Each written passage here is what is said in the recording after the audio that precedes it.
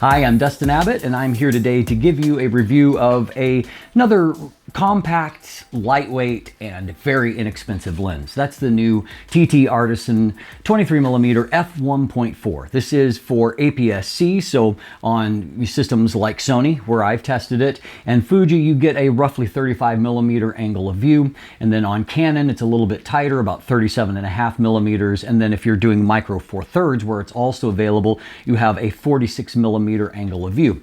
All of these are useful, obviously, in terms of focal length, and at a price point of about $100 US. It's a very inexpensive lens, but like many TTArtisan lenses, I have been impressed with the performance relative to the price. It seems like very often you get a lot of optical performance for a small price, and while this is a very plain lens in terms of its overall features, this is a manual everything lens. You got to manually focus, you have to manually change the aperture, but despite all of that, it feels like you're getting a lot for the money because of the good performance and also a very nice little build quality here.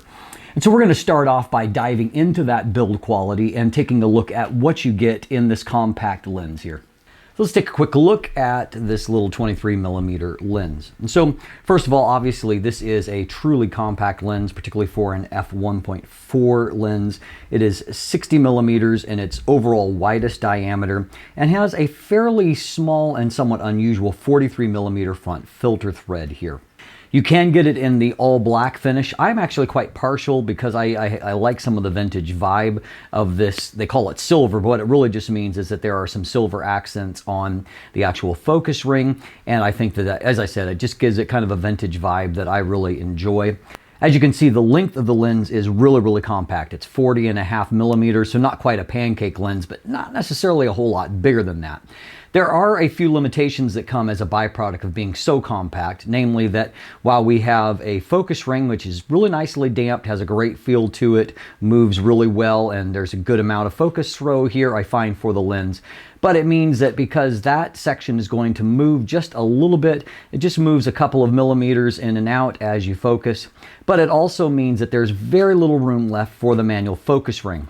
And so it is basically just this little ridge here at the front of the lens, and all you have is the red dot on the actual, it's the outer area of the actual lens filter mount that serves, there's a red dot there that serves as your marker.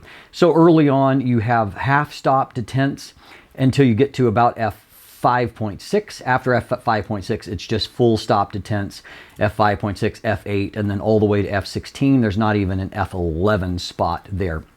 And so anyway, that's probably my only real complaint about the actual lens itself. Now, everything is of metal here, and so while the lens is really compact, it has a little bit of heft to it. It's not like it's heavy, but it has that kind of dense feel of a well-made lens at 225 grams, and it has a metal lens mount. No electronics here. This is a manual everything lens. The one thing I will note that when you're going to break the lens free, like when you're releasing it, there's almost everything you grab here moves. And because the lens is so small, there's not really hardly any stable place to grab. So I just find grabbing more of the lens works better than just trying to grab a small area because everything wants to rotate on you. We do have, both our distance markings here that are etched onto here, and also some hyperfocal marks if you want to use that, with a number of different aperture values to choose for that. So, I mean, you don't necessarily expect a whole lot here, but everything that is here, it works fine. It's pretty well executed outside of that little tiny aperture ring, which is, unfortunately, it's just a byproduct of having such a compact lens and only so much real estate to work with. So as you can see, really outside of that little aperture ring, a lot of positive things there. And as far as the actual using of the lens focusing, I found that I had a pretty easy time with it focusing. There's enough versatility there in the focus ring that I was able to nail focus. And of course, these days on mirrorless bodies like this is designed for, there's a lot of various focus aids, be they overlays or the ability to magnify the image in the viewfinder or on the LCD screen, that helps you to achieve a good focus consistency. And so I found that my keeper rate was good, though as always, you're gonna have to be a little bit more deliberate in your process. For most people, you're just not as fast as you can be with autofocus. And I find that the further your subject gets away, particularly if you're trying to still shoot at a wide aperture, you have to have even extra care to make sure that you nail focus in the way that you want. Overall, however, though, I traveled with the lens. It happened to come right before I left on a trip to Arizona, and so as you'll see from some of these images, I've shot in some diverse climates and some different subjects, and I was able to get the focus results that I want. One thing that really does stand out to me is that our minimum focus distance on the lens is just 0.20 meters or 20 centimeters, and that allows you to get up nice and close, and it has a really nice magnification level. I'm going to estimate, it's not listed, but I'm going to estimate from my experience somewhere in the 0.26 or 0.27 times, better than a 1:4 reproduction ratio, which is really useful and adds to the joy of using the lens, because you can also use it to create these shallow depth of field shots and isolate a subject. Speaking of the image quality, as I've said, I've kind of noted an overall trend with TTArtisan lenses where they tend to exceed my expectations when it comes to their optical performance. That's a really good thing, obviously.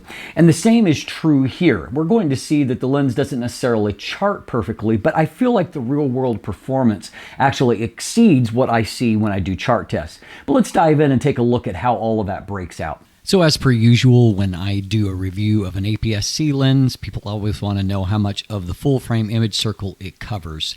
Well, in this case, you can see that while you might get slightly more than the APS-C image of view, there's definitely a lot of hard mechanical vignette where there is no light that is reaching the sensor. So this is a lens designed for APS-C, and frankly, APS-C is what it covers.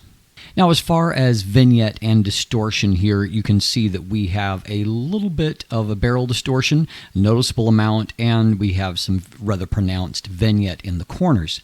My manual corrections to get this final result is dialing in a +6 in the distortion and then adding on a +56 of vignette and moving the midpoint all the way over. And I will note that even as I stopped the lens down, while things did improve, I continued to see some vignette throughout the range.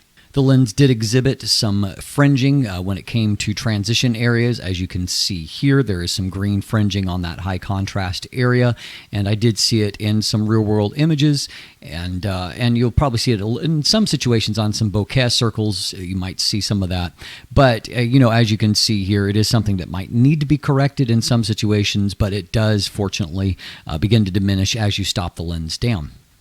So let's take a look at resolution and contrast. This is on a 24 megapixel Sony a6400. So what we can see is in the center of the frame, we can see that, resolution and contrast is fairly good. It's not off the charts, but there's certainly a very usable amount of resolution and contrast even at f1.4. You can see there's a little bit of a drop off in terms of contrast in the middle of the frame, though resolution is still very usable. And as we move off towards the corner, we can see a pretty huge shift to where this area actually looks pretty decent, but by the time you reach the outer periphery, image quality is almost completely decimated. In real-world use, however, you often are shooting at, more towards the center two-thirds of the frame, and there I found that the lens kind of overperformed relative to chart test in terms of performance. You can see here that even at f1.4, there's a really usable amount of contrast and detail there, and so I actually found that real-world images at wide aperture actually looked pretty good. So if we compare f1.4 to f2, we can see a noticeable uptick in terms of contrast. In the center of the frame, contrast and resolution has improved, but it's primarily contrast that we see picking up. We can also see that at the mid-frame, we've definitely got more contrast, so there's still room for improvement there.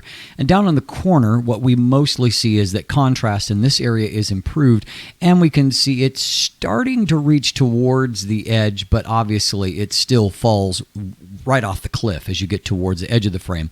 But you will notice even in the black and white lines here that we have got just an obvious improvement to our overall contrast there.